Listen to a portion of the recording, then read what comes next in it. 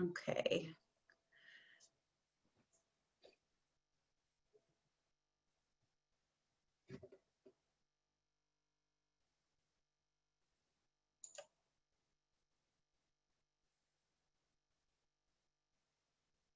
Okay, I think we'll get started.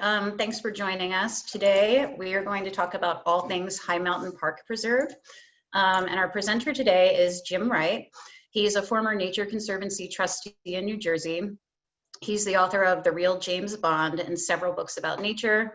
He loves High Mountain, and he's our resident expert on the preserve, and he writes the Bird Watcher for the Record. And I am going to turn it over to him. Hi, I'm Jim Wright. It's great to be here to talk about High Mountain today. And I'm just going to start sharing my screen and doing my talk here. Just want to thank the Nature Conservancy, first of all, for hosting today's show. I love any chance I get to talk about High Mountain. And so it is a thrill to be here today. Little about me. As Kara mentioned, I am the author of the new book, The Real James Bond, and it's about an ornithologist who had the misfortune of having his name stolen by Ian Fleming for a certain 007. I write the Birdwatcher column for The Record. I'm a deputy marsh warden at the Celery Farm Natural Area in Allendale, and I've written a few books about the Meadowlands, the Celery Farm, and Hawk Mountain. So I won't be able to see your answer, but I'd love to know how many of you have heard of High Mountain. I ask this because High Mountain is in North Jersey's backyard, but many, many people have never heard of it. To illustrate this, when I first started doing talks about High Mountain, I called the library in Wayne Township. And I said, hey, I'd love to do a talk for you guys on High Mountain. And the librarian said, where is High Mountain? And I said, well, it's 1,260 acres, and most of those acres are in Wayne Township. So I figure if people in Wayne Township aren't aware that this is in their backyard, then a lot of northern New Jerseyans don't either. And that's the purpose of this talk. Some basics about High Mountain. It is 1,260 acres of mountainous terrain, as you can see from the topographical map here. Lower right-hand corner, you should be able to see William Patterson University, and that is the big anchor for High Mountain, especially in the south. It's centrally located. If you look at this map here, you can see there's Route 17, Route 80, 287, Route 4, Route 46. All the major highways in North Jersey are within a couple miles of High Mountain. So that gives you great access. And also you can see it's a big chunk of green, and it's pretty close to New York City, and to have this much green space is just great. This is a shot I was lucky to take with the help of Lighthawk for the Nature Conservancy. And this is flying just south of High Mountain. And you can see that great swath of green. You can see it's pretty hilly too, but it is just a wonder to have this kind of open space on New York City's doorstep and in our backyard. So why visit High Mountain? High Mountain is a great spot to take a hike, and it is 12.6 miles of trails, and you can spend a week and not hit all the trails there.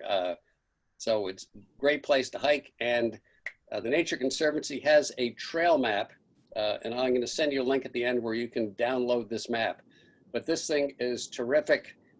It has all the major trails on it, and it also has the numbers, which I'll get into later, but there are trail markers in case you get lost. If you look at the map, down the middle lower says you are here, and that is the Red Trail parking lot, and that is the parking lot used by many people who go to High Mountain. if you use Waze and type in Red Trail parking lot, it'll take you right there. And from there, you can take the Red Trail all the way up to Bergen County and Franklin Lake, or make a little dog leg. The yellow trail on the right takes you to the summit.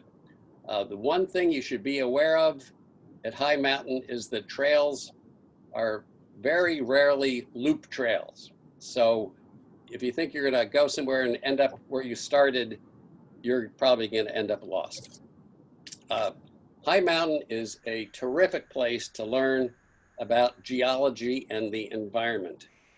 The rock you're looking at is basalt, and it has a very high iron content.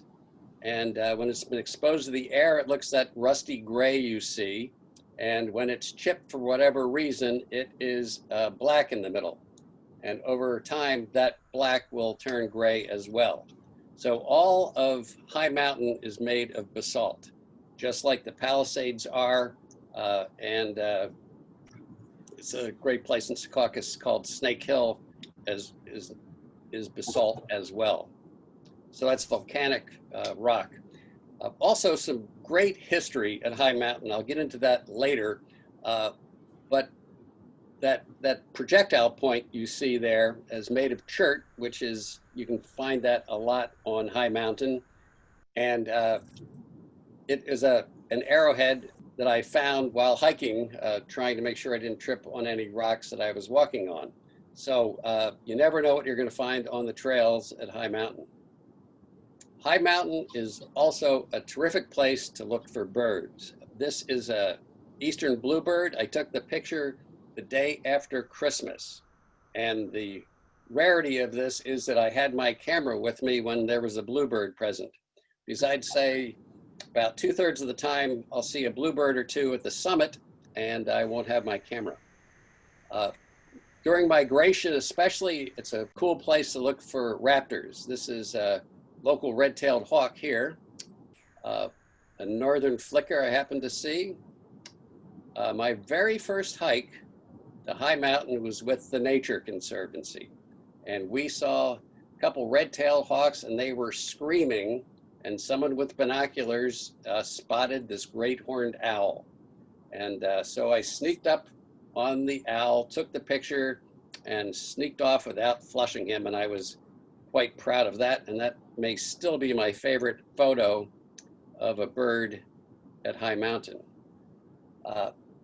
This is sort of a sore spot for me. I love taking pictures of pileated woodpeckers. And they're plentiful at High Mountain. They sort of sound like Woody Woodpecker, and they are big and they are beautiful with red crests and white on the wings. They are stunning. Every time I get near one at High Mountain, they fly away. So the best I could do was a picture of a hole drilled by a pileated woodpecker. The next picture is of a wild turkey that I took at the summit. It reminds me of my biggest nemesis bird at High Mountain. I've been trying for years and years to get a picture of a wild turducken. There is a legend that wild turduckens live near the summit of High Mountain. And since they hang out right at dusk and later, they're very hard to see. This is supposed to be the only known photo of a wild turducken. I am not convinced. So if you have any wild turducken photos you could send me, I would appreciate it. In the meantime, I've been on a quest to get a wild turducken picture, and these are some of the many calls I've used. Even the wild haggis call on the upper right has not worked. I've found a feather that may be a wild turducken feather. There was a quarter next to it when I found it, and it seems that wild turduckens often leave quarters when they've been places. I found a turducken egg, I believe, this spring. There was a quarter next to it, so that made me suspicious. And I've sent it in for testing, some DNA testing to see if it's actually a wild turducken, and only testing will tell. The trouble is with the coronavirus, all the testing going on for them, I probably will not know about the wild turducken egg until next spring. So I hope you will bear with me till then. High Mountain is also a great spot to find moths, butterflies, and other critters. And the trouble is you've got to find them even when they're in plain sight. This is a moth. I happened to be walking by a very thick tree, and there was a large moth hiding out there. And he's in the middle just to the right if you can't find it. Black swallowtail butterflies are out this time of year, especially near the summit. This is a morning cloak, and this is a sign of early spring. These guys, High Mountain is the best place I go to find morning cloaks in the spring. They just love the woods, and they're some of the first butterflies you'll see in early spring. Lots of dragonflies, especially in a place called Franklin Clove that I'll talk about in a little bit. And also all kinds of wild flowers and things. That is a prickly pear cactus. It grows wild on High Mountain on the left, and that's witch hazel down below. High Mountain also has 3 waterfalls, and the pictured one here is the only one not called Buttermilk Falls. I would like the Nature Conservancy to come up with a name before someone calls it Buttermilk Falls. The other thing about High Mountain is it used to be the equivalent of the Wild West. Because it's so steep, it was never developed, and a lot of people in all-terrain vehicles and Jeeps and you name it would go partying up on High Mountain, and sometimes their vehicles wouldn't make it back. And every once in a while you'd be walking along and you'll come across some weird old transmission or axle from an old tractor or vehicle. And some of the rocks tell some amazing stories too, so I always check out the rocks at the summit and see what I can find. There's also weird rock shelters once in a while, and you kind of stumble on these, and I figure these are, teenagers with too much time on their hands.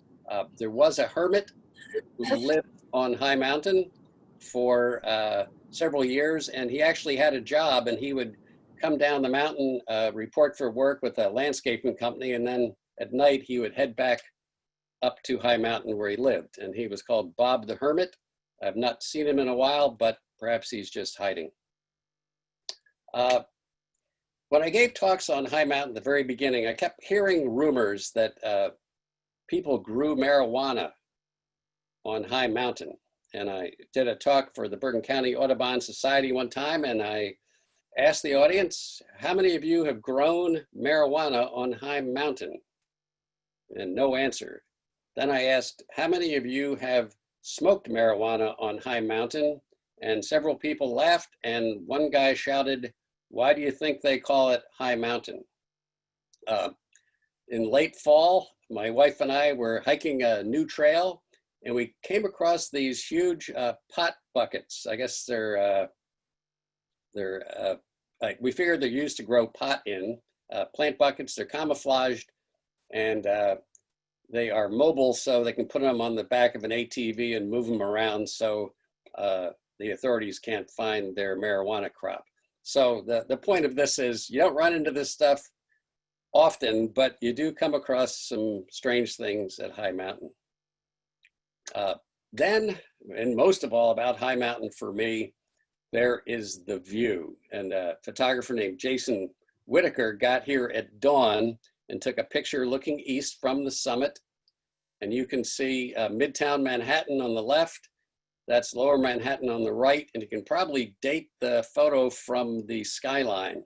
But on the far right, I think you might be able to see the Verrazano Narrows. And to the left, you might be able to see the George Washington Bridge. But that gives you an idea of how much you can see there. When I started helping at High Mountain, one of the things I realized was that the summit, the trees were growing up too fast. And after a bit of work, we have removed about 10 trees, and the view is much better. And without the view, High Mountain is a great place to go for a hike. But with the view, it's a great destination. You pack a lunch, get to the summit and just relax, enjoy the view and the butterflies and the birds up there.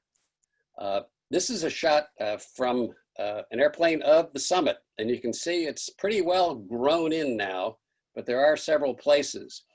There's a great rock to picnic on, and it was called Marry Me Rock because the legend was a young man brought his bow up to the rock and proposed to her, and it was a kind of a rigorous 2-mile hike on a hot day, and he said, "Will you marry me?"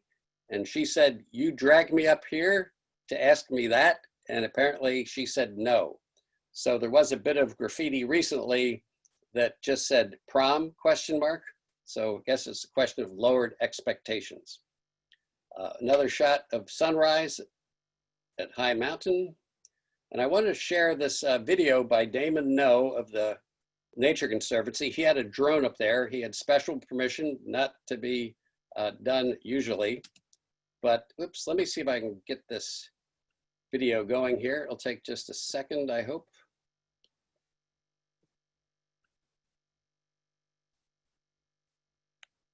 And there's Marry Me Rock with the flag on it right now.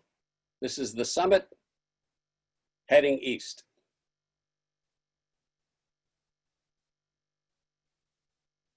So if you live in North Jersey, you get a great view of all these suburbs. In the distance, it looks like the land of Oz, the city of Oz, but that's New York.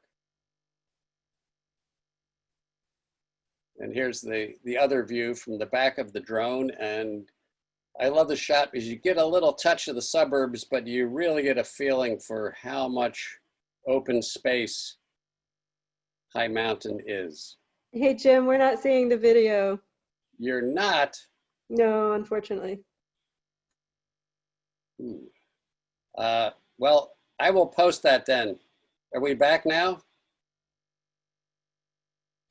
Can you see me? We can see you, but not your presentation. Okay. Let me hit share screen again. And Jim, I did go ahead and I shared the link to the to the drone in the chat. Okay. Sorry about that. People can take a look later. So one thing about the summit, sorry for the interruption there. The Patterson Rambling Club was founded in like 1904, and the first thing the Patterson Rambling Club did was they did a hike to High Mountain, and they took a trolley from Patterson to Heldon, then climbed to the summit, and this was always their go-to place. That's Joseph Ridings, and he was a guy who wrote essays about all the places that they walked to. And this is what he said of High Mountain and that wonderful view from the summit. The panorama has lost none of its charms. One sees the white smoke of Ridgewood rising like a thin column from the surrounding forest. Wyckoff, Wartendike, and Hohokus just furnish a glimpse of their elegant homesteads.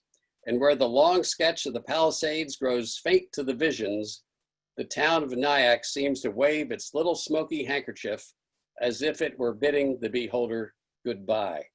I love this quote, especially about Ridgewood and the surrounding forest. Harks back to another time. This is the view from 1971 from the summit. The summit had been cleared. I guess people were cutting down firewood or this or that, but when you were at the summit in High Mountain 50 years ago, you had a 360-degree view of North Jersey, New York State, New York City. Pretty spectacular. Never going to happen again, but it must have been fun while it lasted.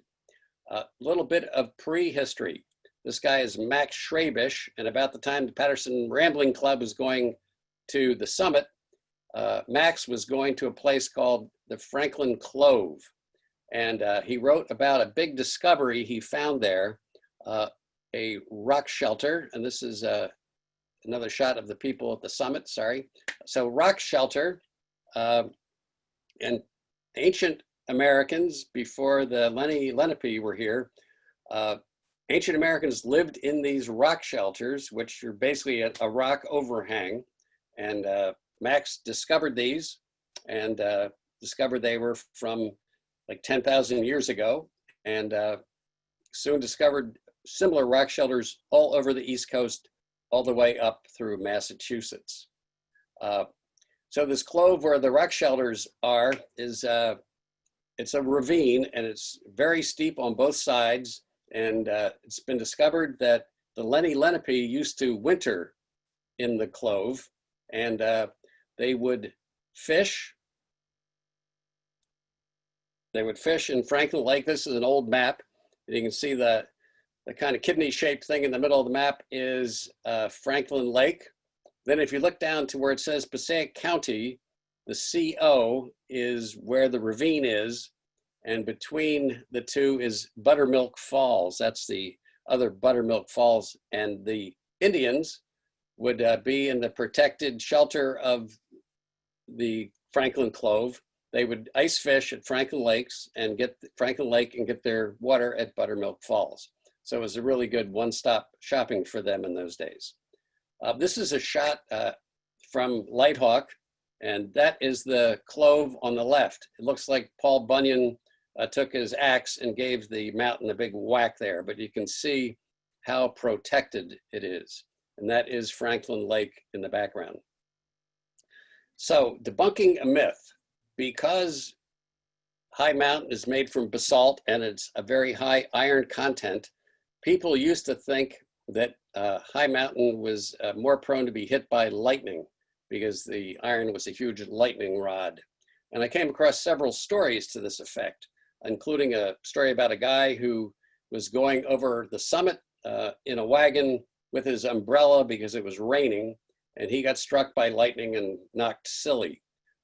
So I talked to a geologist friend of mine who is a geology professor at High Mountain, asked him about it, and asked if he was hit by lightning because of the high iron content in High Mountain. And Marty replied, no, he was hit by lightning because he was at the summit of High Mountain carrying a umbrella with a metal rod on it. So he was basically a human lightning rod at that point. So you don't have to worry about getting hit by lightning there, but there are some dangers there. I found this story from 1893 where this woman and her 20-year-old son living near High Mountain, near Halden, died last night from eating toadstools. They gathered them on the mountain yesterday morning and made a hearty meal of them at noon. 3 other members of the family were taken sick this morning and will probably die. I just hope they weren't reading the newspaper at the time. The lesson here, and the reason I showed this, is when you're at High Mountain, you never know what you're going to come across. And if you don't know what it is, don't touch it, and certainly don't eat it. Just enjoy your surroundings. The other scary story from High Mountain is uncanny sounds heard and mysterious lights seen by Valley residents. This is 1885. This was such a big deal that it made Weird New Jersey. And if you're a natural area and you make Weird New Jersey, then that is a true badge of honor. I think that the uncanny sounds that were heard, taking a wild guess, I think those were teenagers. The mysterious lights could have been lanterns, but my friend, the geology professor, thinks it might have been this. Bioluminescent Foxfire Fungus. And I haven't seen any lately, but I love showing that slide. The other thing about High Mountain, besides not touching or eating things you don't know what they are, pay attention to the trail signs. And it's very easy to get lost. And you're not a high mountain veteran until you've gotten lost at least once. And the Nature Conservancy has done a great job of putting in new signage so you don't get lost. So we have a trail map, but the trails are pretty rocky. And so when you're walking, you're often looking down, making sure you don't trip. And you're also looking for arrowheads and some other really cool rocks that you might encounter on the way. And before you know it, you've veered off the trail. This is a story of a poor woman around 1900 who got lost overnight on High Mountain.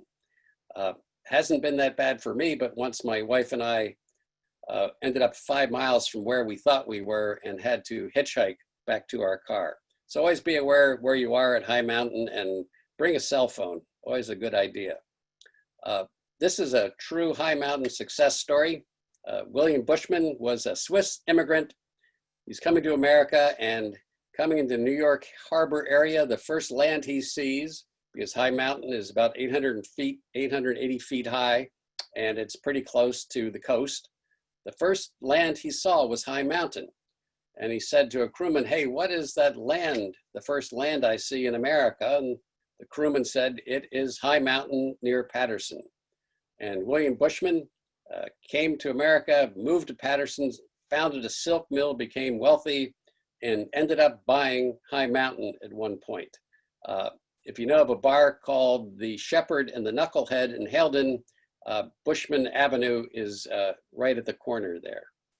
I want to show you a couple pictures of High Mountain in the winter, what it was like in the old days before it got all overgrown. This is a famous painting by Otto Benz. This is a painting by a friend of mine, High Mountains in the back. He painted this and said this was always a sad day when the school bus came by with a plow. It meant they would be going back to school soon. So this is a feel for what High Mountain was like back in the 30s.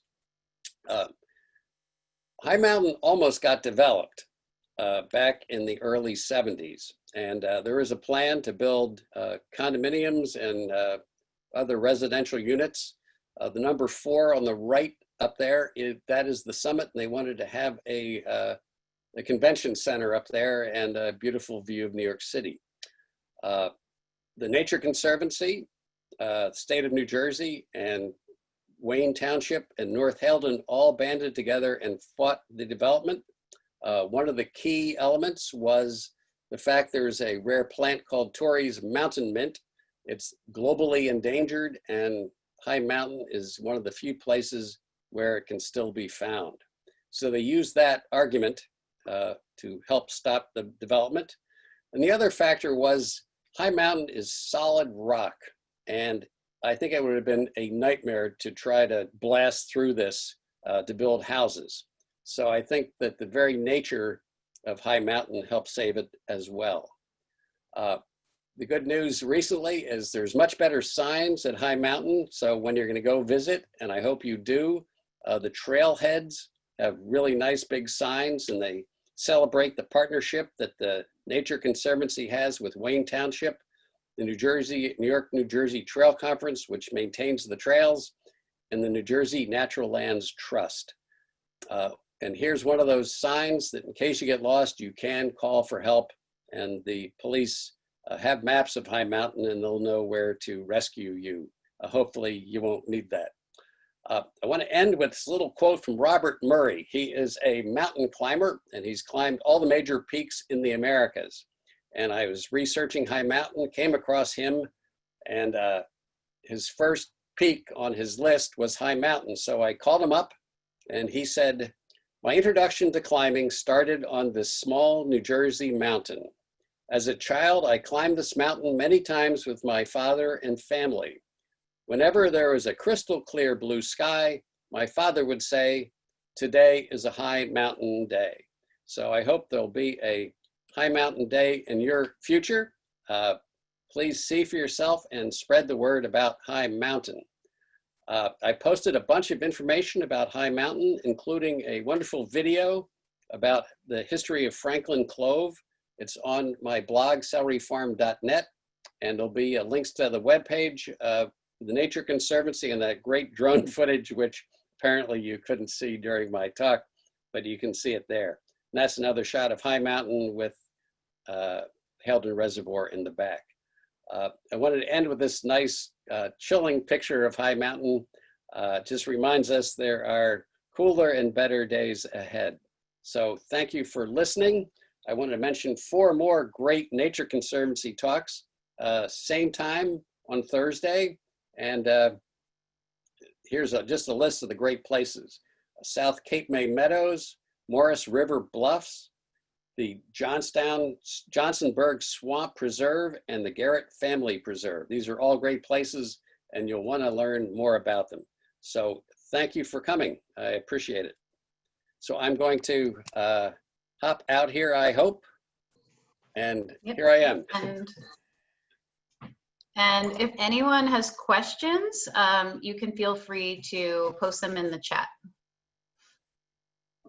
Okay, we have a couple. Are there tours available so we don't get lost? You know, it's a little tough doing tours now. The Nature Conservancy, I led a few tours, and recently, just concerned about social distancing and this and that, we should plan some walks in the future. And if you do go by yourself, bring plenty of water and food. I did a walk with Bergen County Audubon, and by the time we got to the summit, I had given away all my water and food because people were so thirsty and tired. So it can be a hike if you're not an accomplished hiker. And we'll plan a hike as soon as we can without worrying about social distancing and all those things.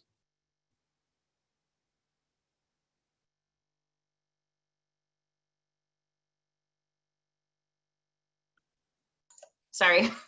What inspired you to research the history of High Mountain? Oh, that's a good question. You know, I kept hearing all these crazy stories about High Mountain, and you know, the whole thing about growing pot up there, and I kept finding all these strange things.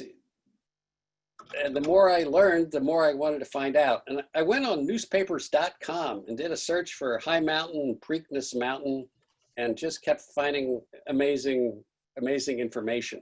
Back in the days when the Patterson silk mills were facing all those strikes, they used to, the anarchists would set off bombs and then run up to High Mountain to hide.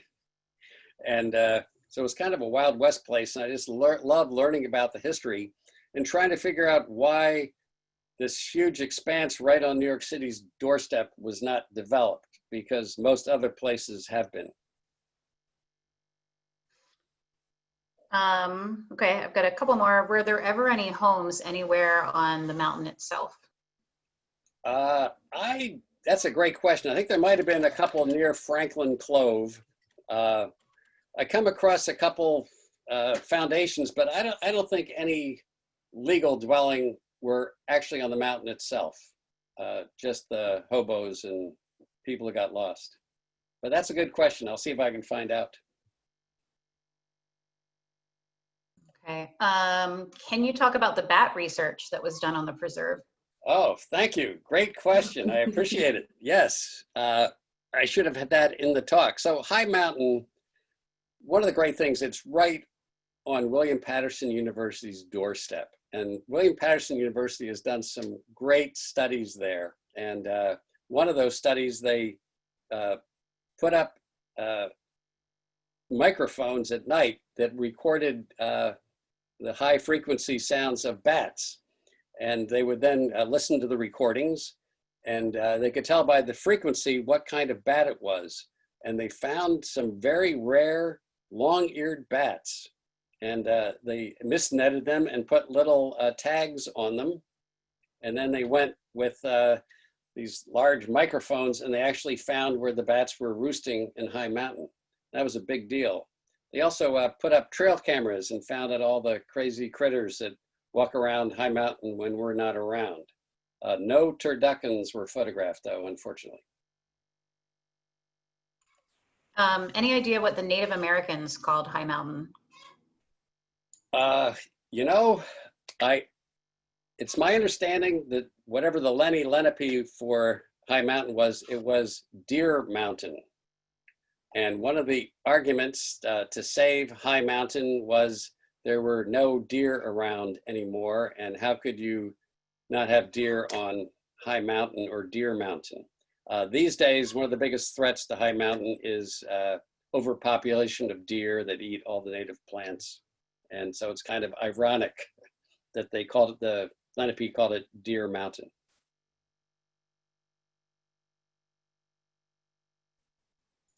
Great. I think That's it. If there's any final questions, stick them in the chat. Otherwise, thank you everyone for joining us. We're gonna send, we have all of your email addresses. We'll send everyone a follow-up email with links and more information. And we did have a few requests for some of your old maps, which I'll talk to you offline about, Jim, for Sure. JPEGs of those. Oh, be happy. Thanks again, everyone. Thank you. Okay, great. Bye. Take care.